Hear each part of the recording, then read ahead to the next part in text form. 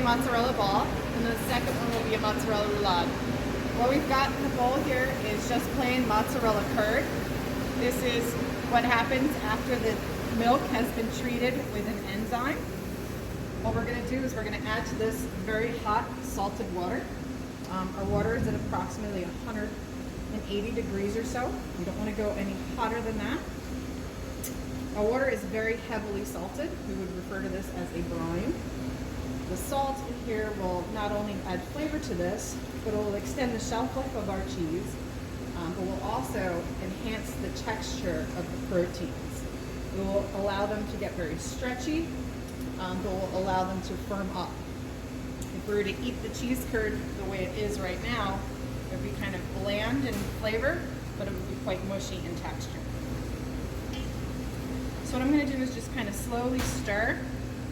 And you'll be able to see how those curds are starting to melt. And very quickly they're starting to kind of string up and come together and form kind of one large mass here.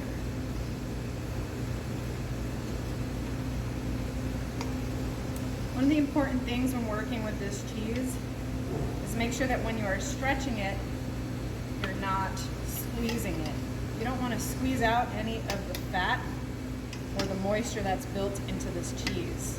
You want to keep it nice and rich and fatty. That's also a reason we don't want to heat the cheese up too much, because it will cause the fat in our cheese to kind of come out. So you can see how that's completely transformed already. This is quite hot, so I like to use a spoon here, at least for the initial stages. So you can see how it just, using gravity, the cheese curds are just melting. Nice, and soft and stringy. Mozzarella cheese is traditionally made from the milk of water buffalo, but here in the United States we most often use cow's milk. Cow's milk has less fat in it compared to the water buffalo, and is a little bit more of a mild taste that we're used to. It's also much less costly. As you can see here, I'm stretching it and it's getting more extensible and much shinier, and that's what we're looking for. It's nice, stretchy, very shiny product. Okay. So if we wanted to make our mozzarella ball, we would just kind of take this and twist it, kind of tuck it underneath itself.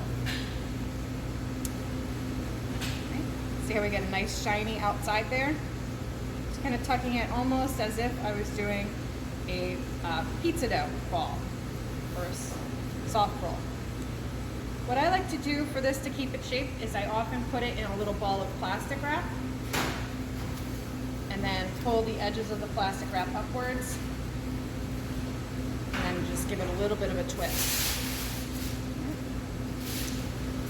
We then put this into ice cold water, and that will shock this and allow it to set in its shape.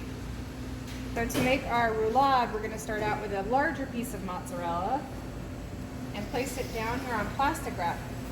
We're gently going to stretch this out into a thin rectangle. Right? It's very much like as if you're shaping pizza dough, except it doesn't tend to stretch back on you. Okay? So you want a nice kind of even layer.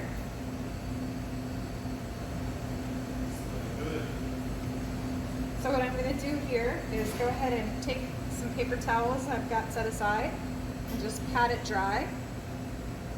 This is going to help with our items that we're putting in here to stick in place. We don't want them sliding all over.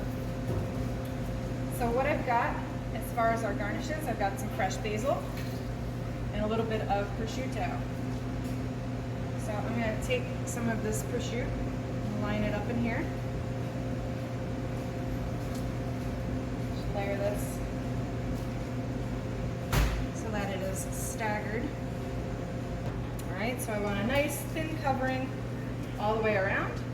And then I'm going to go ahead and layer some of my basil leaves.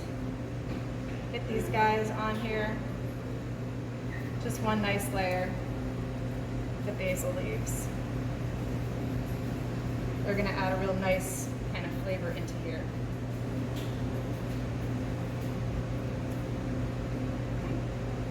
then what I'm going to do is, starting from the edge, I'm going to try to roll it up nice and tightly. Again, the word roulade refers to that it has been rolled. Okay. So I usually kind of give this one a press to get a fold, and then I use my plastic wrap here to give me a little bit of a hand. All right, I have that lifted up, so that's going to help me lift this mozzarella into the next shape. And then I'm going to kind of tuck and roll all the way down along the sides. And as I'm rolling, I'm making sure to press it inward so it's nice and tight and secure. And then I use that plastic wrap again to kind of help me secure it over, making sure to keep it nice and evenly and tight and secure. You don't want to get any holes in the center when you go to cut it. All right, nice and tight and even. And then you can see once I got a good roll started, I can kind of use that plastic wrap to help me guide it along. If I put my 2 fingers on the edges and I push while I'm rolling that plastic wrap, it twists it. Right? Then pull this back so you can see. Once I have my roulade shaped, what I'm going to do here is just kind of try to finish rolling up the plastic wrap.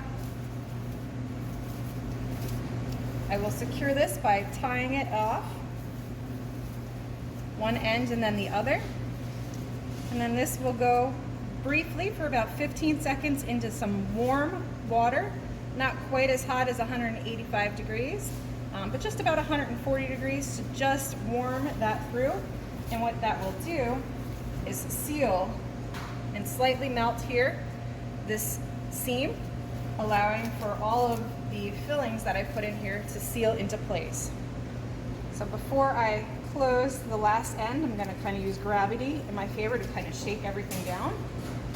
And then I'm going to press out any extra air pockets, roll this one more time, and then give this a nice tie. Again, the next step is to soak this into hot water for about 15 seconds to seal our seams, and then this will go into ice water to shock this mozzarella roulade, stop the cooking process, and get everything to firm up, and then we will slice it and see a beautiful spiral inside.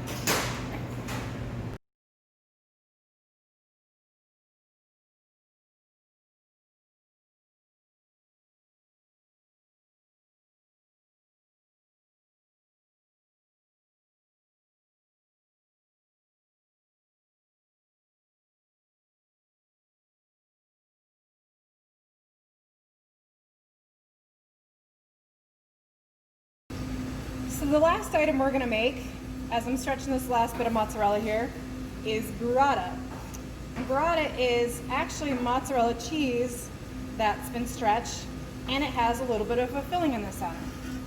So the filling is some of the curd that's been mixed up very, very finely with a little bit of heavy cream. Okay, some people will fill it with ricotta cheese or mascarpone, but this is one of the other ways of making it. We've decided to flavor ours a little bit here with a touch of truffle oil to give it a little bit more flavor as well. All right, so just getting our cheese to the right temperature here, getting a nice shine and stretch on it. All right, looks good. So I'm going to stretch it out just like I did for the last one. A little bit of thin sheet of plastic wrap here, get a little bit thinner, and then I'm going to fill it with some of this curd in the center.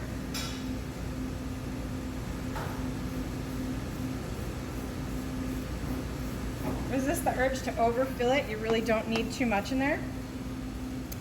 And then you're going to go ahead and pick it up from the 4 corners. And then, almost as if you're filling a dumpling, you're going to bring all those corners together up to the top and twist it together. And then you're going to bunch it up and twist the plastic wrap tightly to make it a little of the water coming out of there. All right, and that is going to go ahead and seal that all together. And then this will also go into the ice bath to shock it. It's going to firm up those the cheese around the curd filling. And when this is cooled thoroughly, we'll go ahead and slice into this.